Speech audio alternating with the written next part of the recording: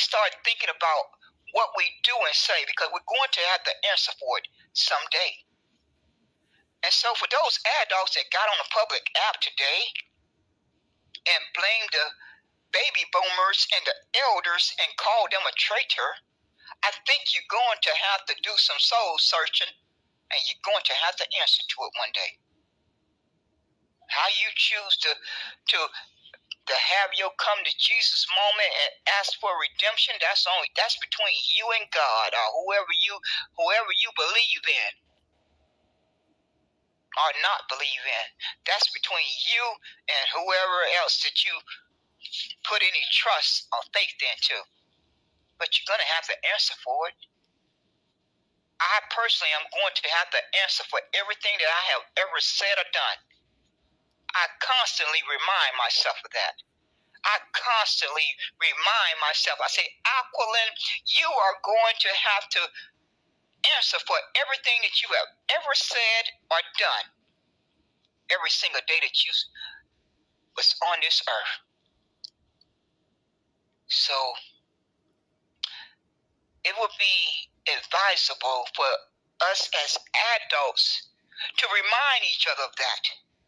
See, I think the bottom line is a lot of folks, they are waking up and realizing that things are really bad right now. Things are really bad. Things are really bad. And things are going to stay bad if you don't know your numbers. Out of all the hours that I was listening to that space, nobody once mentioned that you need to gather your number count. Whether that's your family members, knowing your number count for just your immediate family or your community. But no, folks are too busy not wanting to call each other out because they like this person. They don't like that person. They like this person. They don't like that person. They ain't gonna call out the person they like. If they hear the person that they like say something that needs to be corrected, they're not gonna say anything. They're gonna sit there silently and not say one word because they like that person. They like that person. They rub elbows with that person. That person is their friend. Folks was DJ L Beats were talking about name names. He didn't have a problem naming who he didn't have a problem giving his names, but when other persons gave their names, he had pushback. He didn't like the names that they said out of their mouth, but I guess he wanted folks to like the names that he said out of his mouth. So if you're going to open a Twitter space, and you're going to want input, you're going to have to have the backbone to listen to something that someone is going to say that you're not going to like. Don't even bother to open the space if you can't take it, because you're perpetrating a fraud. And I witnessed a fraud today. I witnessed a fraud most of the time when these Twitter spaces are open. Adults open Twitter spaces. They are hosts. They are co-hosts and co-hosts, and folks take the time to come into the space and try to join into the conversation and raise their hand and want to come up and speak, and they are downright disrespected. The disruptor and the host, they pretty much monopolized the conversation. Like it was just like folks didn't even have their hand up. It's so rude. It's so rude and disrespectful. I understand that the host and the co-host should be able to speak anytime they want, with the understanding that they're being unpolite to the persons who have raised their hand. But they don't care about it. A lot of times they don't even care about it. I'd be sitting there looking at my phone screen and 30 minutes go by, an hour go by, and folks still got their hand up. And the host and the co-host, then they come off of their microphone after they don't talk to their pleasure. Then they call on their little favorites. They don't want to change that character flaws. They don't want to correct that character flaws. So they get on a public app and perpetrate a fraud. Perpetrate a fraud and be so quick to point the finger at someone else. So quick, so easy, so quick, so easy to point the finger at someone else. In the past 2 years of my life, I have watched persons open spaces on Clubhouse, Fanbase, and Twitterland and show favoritism. Blatant favoritism. But if you listen to them, they have the moral character high ground. They have the moral character high ground. They need to take a hard look in that mirror. They really need to take a hard look in that mirror. Because in my past 2 years, over 2 years of observing these spaces on Clubhouse, Fanbase, and Twitterland, I have seen a ton of blatant favoritism. A blatant favoritism. If you have that little teeny character flaws, you can't even make it to first base. Because you have not taken a hard look at yourself. And a lot of you are exhibiting that trait. Quite a bit of you are exhibiting that trait. And you know who you are. You know who you are. You know who you are. You have been a host, a co-host, and you have done it. You know who you are. You have been a host of a space, a co-host, a host of a space, a co-host of a space, and you have shown blatant favoritism. Ain't no denying it, because I have observed it over and over and over and over and over again. Just looking at my phone, just holding my phone in my hand and looking at the phone screen, I am observing blatant favoritism and total disrespect to those other persons who had their hand up. Just total disrespect, total rudeness, total disrespect. Those individuals, unless you want an echo chamber of just your little cliques, your little cliques that's part of your little circle, your little inner circle, or your little cliques. If you just want to open a space and only those persons come in, and you can just have to wrestle between your little small brain as to what favoritism you're going to show to those persons that you consider in your clique, then it's a waste of time for those other persons to come in there. If you're going to be rude and disrespectful to them, it really is a downright crime. It's downright pitiful and rude and disrespectful. Because those persons, they did not have to decide to come into your space and be disrespected that way. They didn't have to do that. They didn't have to take that time off of their life to come into your space and support it and be a part of the conversation. They didn't have to do that. So why should they have to be treated that way? Anybody have the answer? Do anyone have the answer? Because not one individual human being should have to go through that.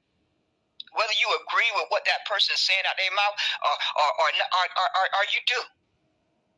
But most of you cannot listen to opposing perspectives. You cannot. You don't have the backbone to do it. And every person in that audience is bearing witness that you do not have the backbone to listen to an opposing perspective. You immediately hit that mute button. Yeah, that's a handicap. It's a downright handicap. Most of you constantly hit that mute button. If you're not hitting that mute button, you're constantly interrupting the person. Let me ask you a question. Let me ask you a question. Let me ask you a question right in the middle of someone trying to talk. But you don't do that with your favoritisms. You don't do that with your little friends that you rub elbows with. That's another thing I observe. Y'all don't come off of that microphone and ask your friends, cut in the middle and ask your friends questions. You let them complete their thoughts. You need to be careful. You need to be careful when you're on a public app. You don't know who is in the audience observing your character flaws. You never know. You never know who is in the audience observing. I would try to be conscious of that every time I open a space, every time I enter a space. I would try to be conscious to remind myself of that. Because you don't know who is in that audience. What person is in that audience making an evaluation about your character? You never know. On even any given day, somebody could be in that audience. Somebody could be on that stage evaluating your character. It's just a natural human thing. It's a natural human thing that all of us do. But some of you folks, with these character flaws, y'all flock together. You can all any person with a brain in their head, they can sit back and just make evaluation. Birds of a feather will flock together, and a lot of you have flocked together. Y'all, many of you have flocked together. You have flocked together. You'll flock together. You'll flock together. No matter what space you go into, you have flocked together. My mom told me that when I was real young. My mom said to me, she said, birds of a feather will flock together.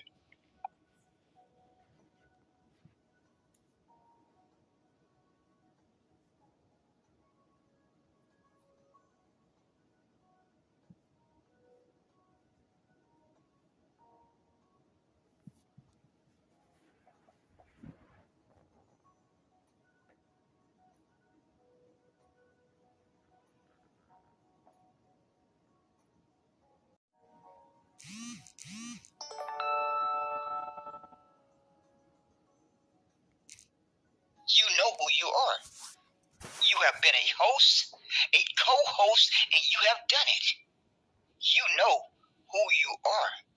You have been a host of a space, a co-host, a host of a space, a co-host of a space, and you have shown blatant favoritism. Ain't no denying it, because I have observed it over and over and over and over and over again.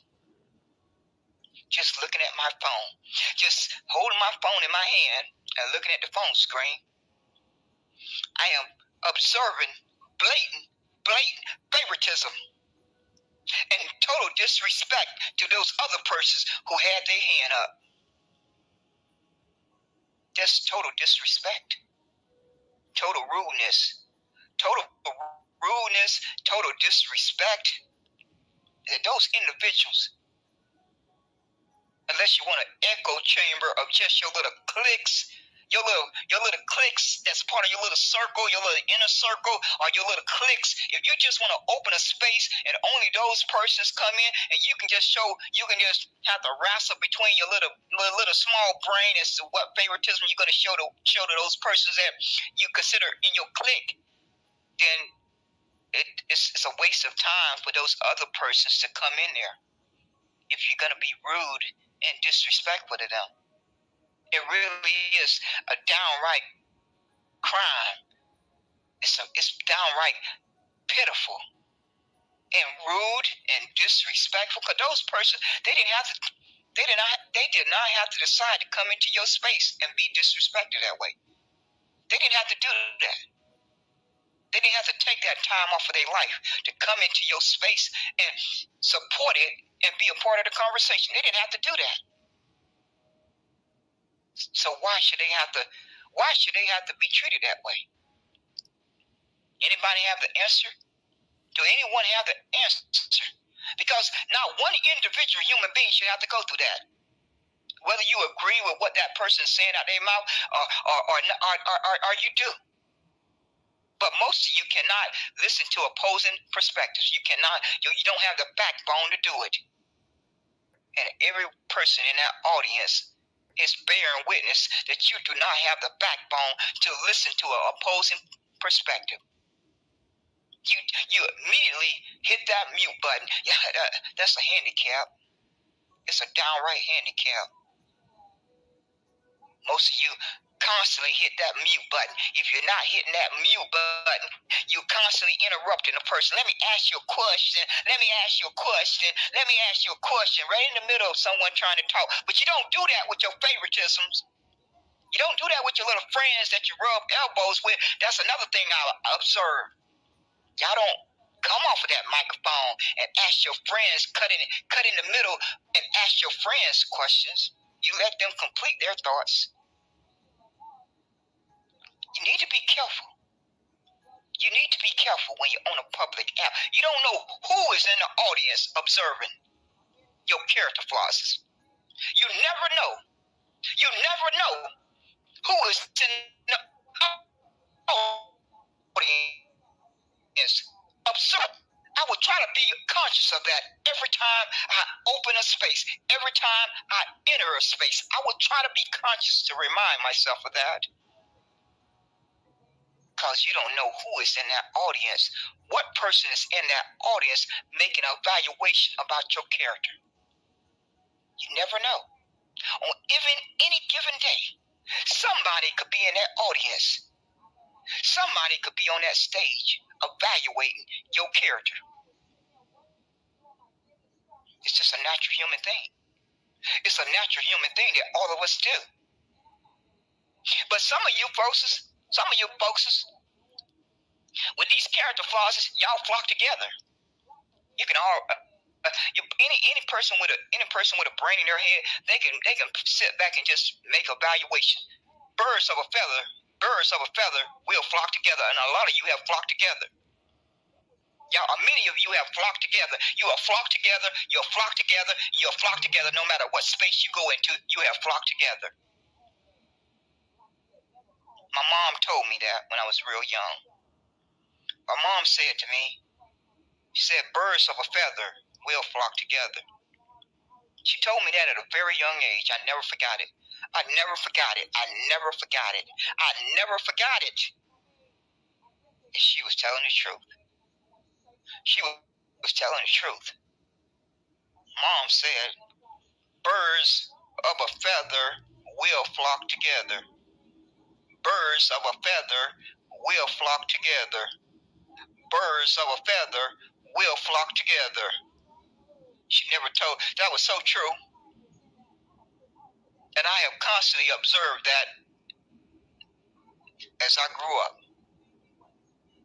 It was something that I really paid close attention to. I really did. As I grew up, I realized I was paying close attention to that. And it factored in who I associated with. I'm not going to lie to you. It played a major role in my decision in who I associated with. I used it to help me evaluate who I wanted to associate with. I still do it today. I've been doing it for so long, I can't even remember when I really started doing it. I would guess it was somewhere around junior high school. If I really had to try to pinpoint back to a certain time frame, it had to be in junior high school. I remember when I got to junior high school, after my mother had got us out the projects in 1971, we got split up. I literally got split up from my childhood friends. Because we had grew up together. We had grew up with each other. And we were split up. They were still in the projects, and I was in a different neighborhood. And so when we went to junior high school, we were still hanging out with each other. We were still hanging out with each other, and we all were starting to go, get together our own different thinking. And I never forget the day that I went out for basketball in junior high school, and I started associating with these Caucasian girls that were on the basketball team. It was just 3 of them. And my associates are friends from the projects. They didn't like that. They didn't care too much for that. But I thought about it. I knew they was right. They didn't care too much for me associating with someone outside of our environment and our community. And we had a conversation about it. We had a conversation face to face with each other. We had a knock down, drawn out conversation with each other about it. So I would say in junior high school is when I really had to start evaluating who I was going to associate with. And I had to decide to stand my ground on who I was going to choose to associate with. I was going to have the backbone to stand my ground and make my own decision of who I wanted to associate with, understand why I was associating with that person. So I didn't get angry when my friends or associates from the projects, my old neighborhood, got upset with me. I didn't get angry with them. I did get a little bit out of shape that they were trying to tell me what to do. That part I got past. But aside from that, I really didn't get angry with them. I made every effort to see it from their perspective. But see, I'm gonna get ready to get off of here. Y'all folks need to stop faking the funk. Stop faking the funk. Stop faking the funk. Stop faking the funk. Stop blaming those persons that you want to blame until you have the ability to point that finger back at yourself. Until you find a backbone to point that finger back at yourself. Don't put your weakness on display. Like DJ L Beats, he put his weak backbone on display. And y'all know good and darn well, I was not going to not stop in my tracks and address this man. I was just not going to let that happen. Because too often in our community, we bear witness to somebody who have a character flaws in our community, like Tariq Nasheed, Roland Martin, Candace Owens, Dr. Umar,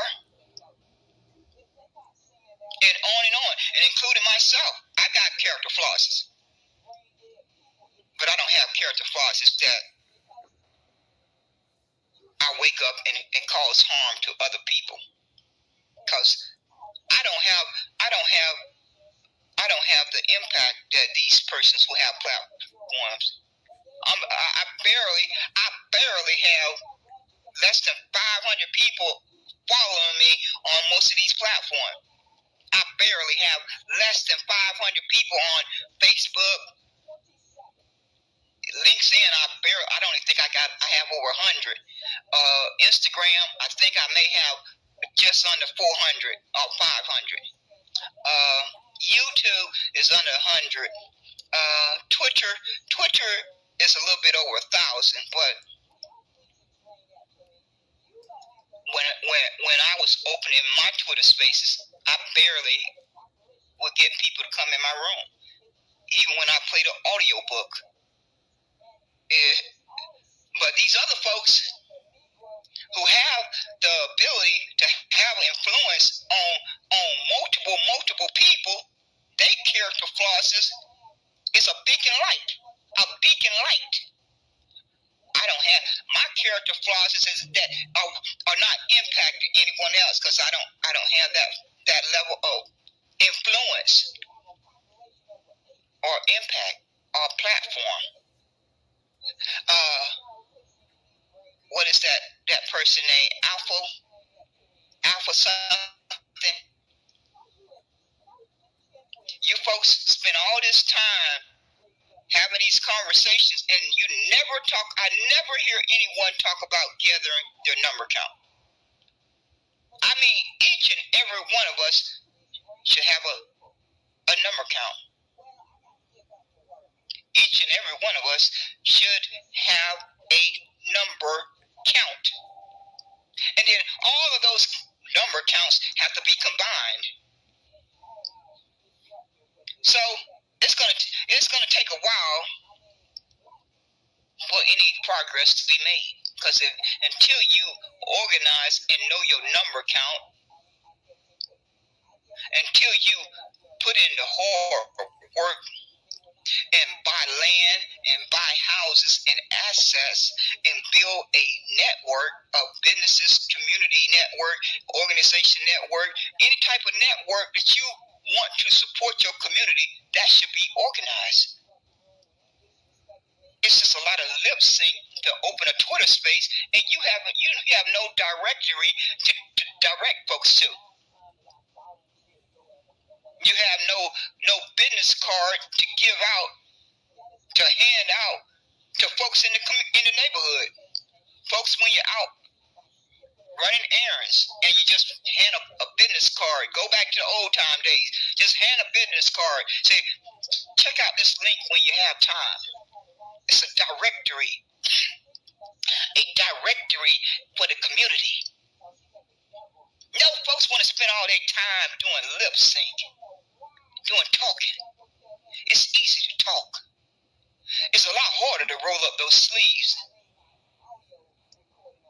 and take action. It's real easy to talk. It's real easy to talk, but it's a little bit harder to gather that number count. It's a little bit harder to put in the hard work to gather that number count and know your numbers. It's a little bit harder work than just talking. Number two, all this money that folks don't spend on events, Zoom calls, Zoom meetings, protests, marches.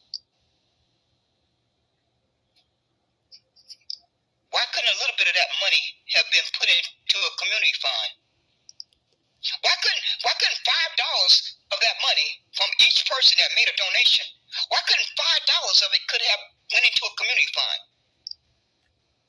Because of selfishness. But these young people want to blame the boomers. What does the boomers and the elders have to do with you not having the ability to gather your numbers? How do you blame your elders and your boomers because you haven't gathered your number count? I would like to understand that part. See when you get down to the nitty gritty and you start peeling back those layers, and you start peeling back those layers, and you start peeling back those layers, then you realize that finger is going to be pointing back at you. If you're being honest. Once you really start peeling back those layers, that finger is going to be pointing back at you. Because it's no excuse. It's no excuse that all of us adults have not put together a number count by now. There's no excuse for that. I've been preaching since 2022. Gather your number count. I've been preaching it until I'm blue in the face. I've been preaching it. I have built a WordPress website.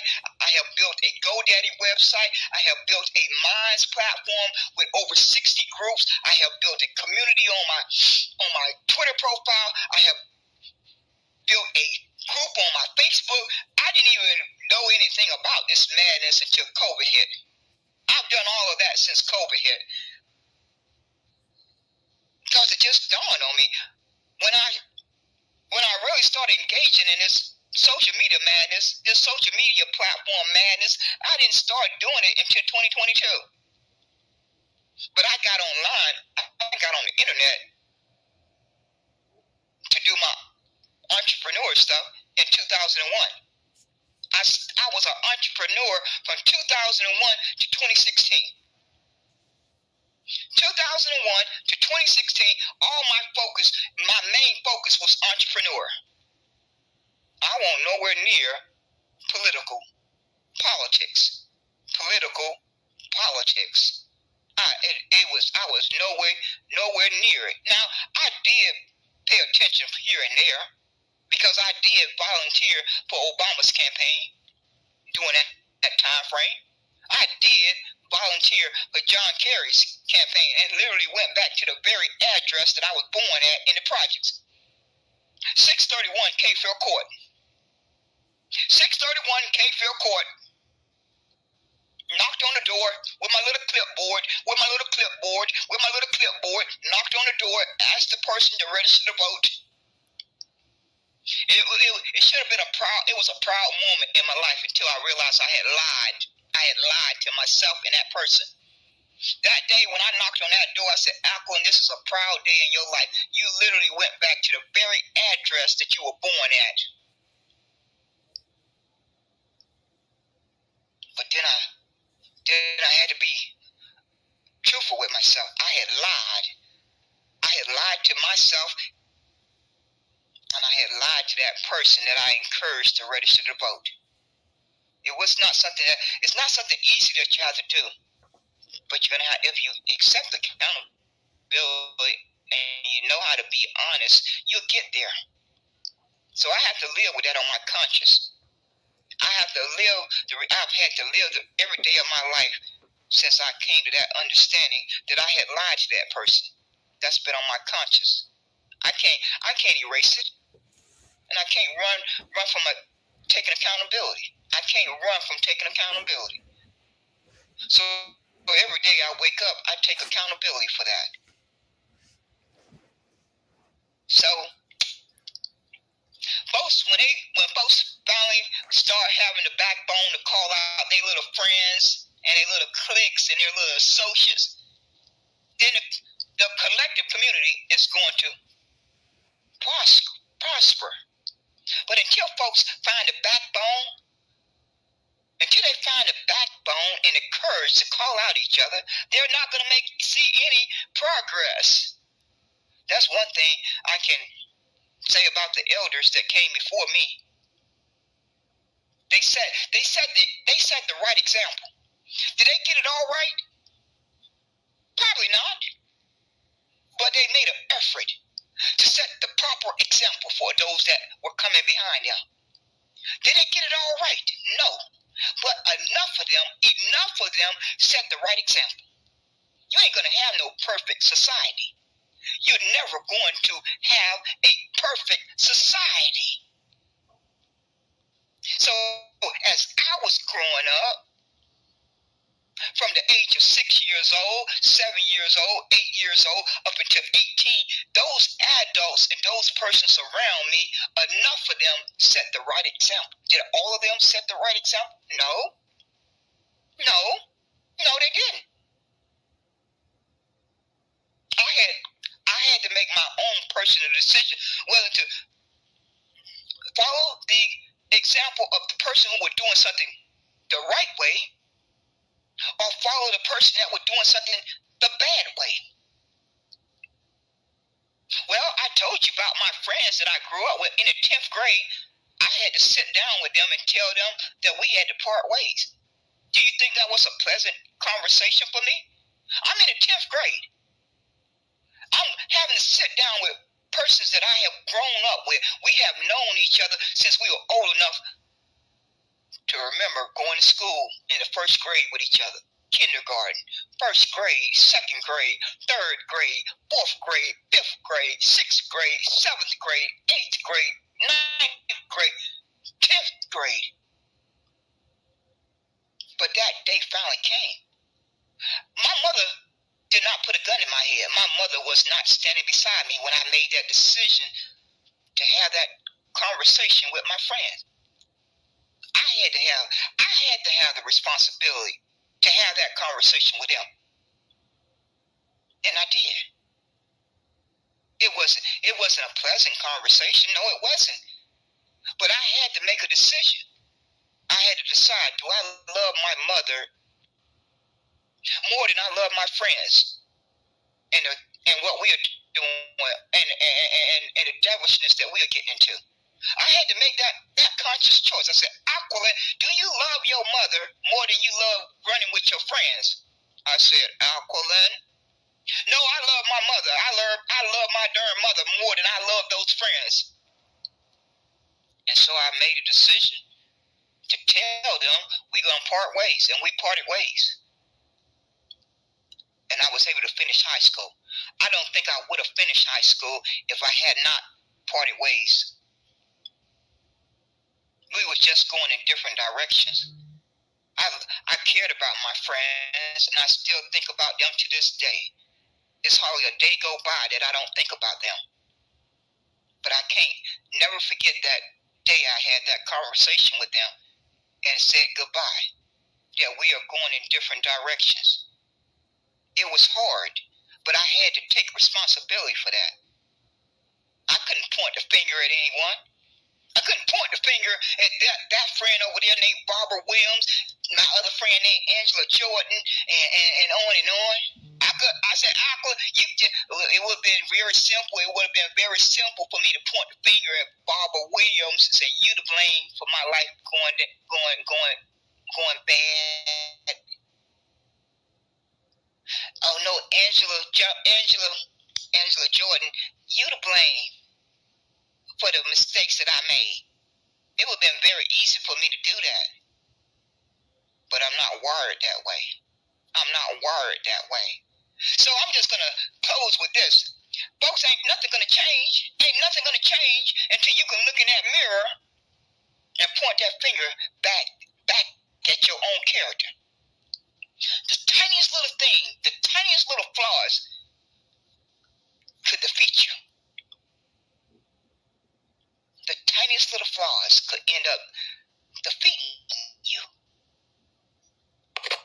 And for those that have those large platforms and the large voice, if they're not setting a proper example, they're doing a lot of damage. But folks don't want to call them out. Folks don't want to call them out because they're rubbing elbows with them. They're in their little clique.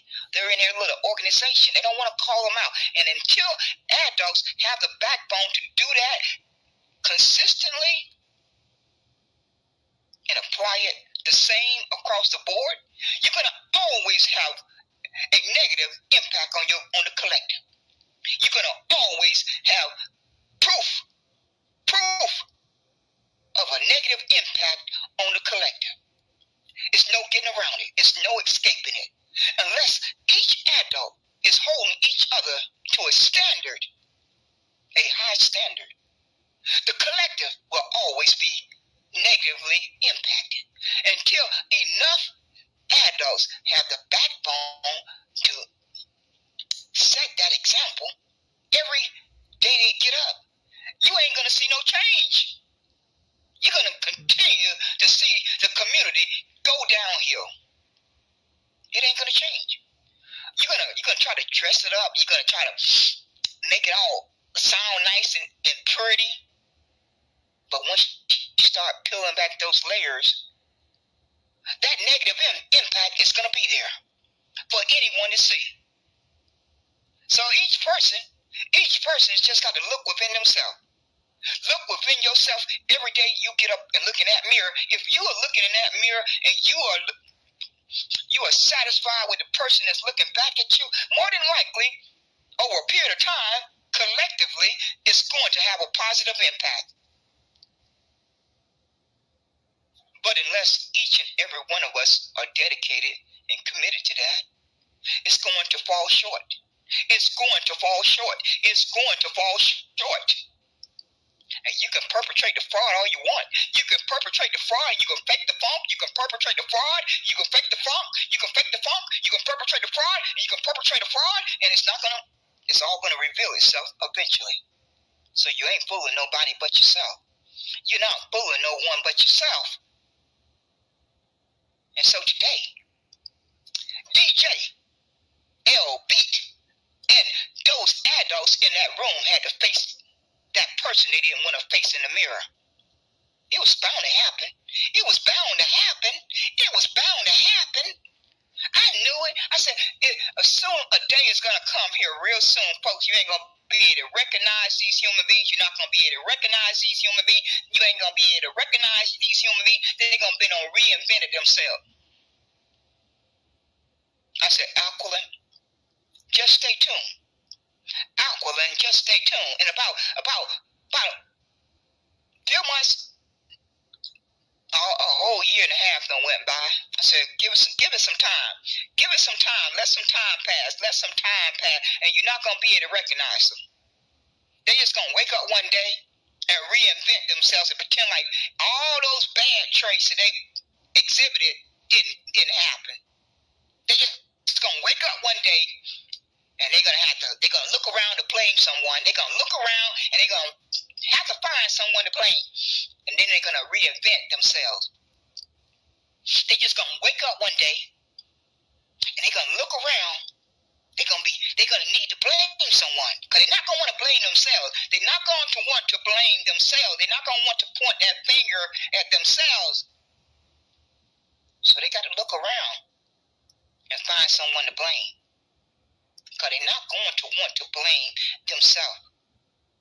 They're just not going to do that. They don't have the backbone to do that. It's just a lot easier to point the finger and blame someone else. And so, it's a spectacle. It's a downright spectacle for me because each of us adults had well over 2 years to gather our number count. That's all we simply had to do. We simply had to organize and gather our number count. Each person dedicated to that every day you got up. Every day that you open a space on Clubhouse, every day you open a space on Fanbase, YouTube, Facebook, Instagram, Twitter, all you had to do was ask persons to add their name to a community group, to a Facebook group, to a website, and gather the numbers, and gather the numbers, and gather the numbers. But you didn't do that. You were just having too much fun talking. Y'all folks were just having too much fun talking day after day, month after month. You were just having too much fun talking. Just had a lot of fun talking. So like I said, for all you folks who are preaching and trying to shame folks and fear-monger folks into going to vote, where's your number count? Where's your web page? Where's your database? Where's your email list? Where's your text list? Where's your Facebook group? Where's your Telegram group? Where's your Discord group? Where's your WhatsApp app group? Where is your number count? Because if you are telling another human being to go vote, you need to be showing me a number count. You need to be directing me to a website. You need to be directing me to a Facebook group, a database, a email list, something. Otherwise, you don't need to be telling me to go vote. If you can't show me that information, if that's not the next words out of your mouth, then the only thing I need to do is to tell you to have a nice day. Because you're not talking to me.